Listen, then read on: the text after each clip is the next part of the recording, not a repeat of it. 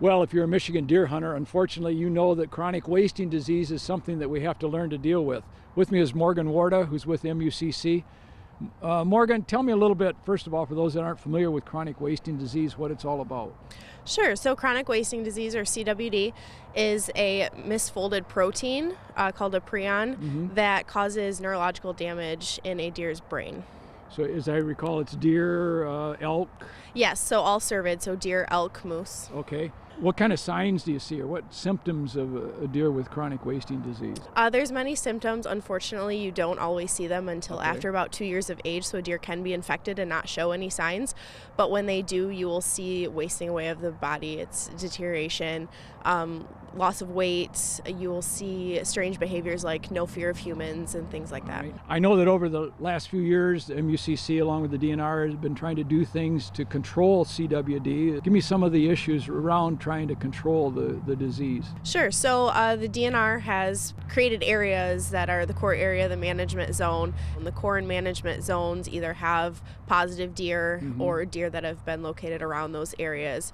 There are things that hunters can do, increase doe harvest, really understanding the density of populations on their landscape because this disease can be transmitted animal to animal or actually through the environment, which some people have not heard that. The prions that are shed from an infected deer can stay active in the environment for years. Wow. So you mentioned harvesting does. Is there a doe to buck issue related to chronic wasting disease, or is it more of an age of the deer issue? I think it's a little hard to say at this point where we're at. That is part of the reason that collecting data and having deer check stations and really getting those deer checked in high volumes is very important, so we can better understand where it's occurring. You mentioned deer check stations. Where do we find these stations and how do we locate them? The locations of the check stations and drop boxes can be found at mi.gov/CWD.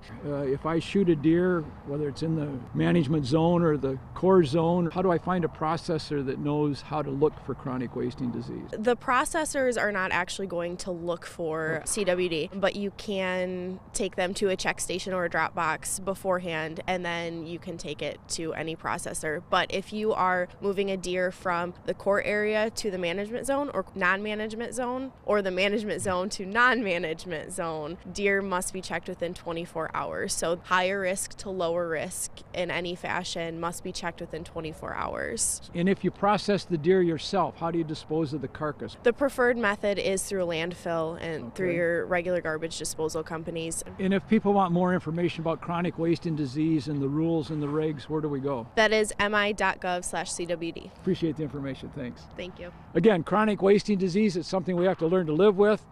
Don't forget to check it out on the DNR website for more information. For ABC 12 News, I'm Tom Wright from Williams Gun Sight Company. Back again next week.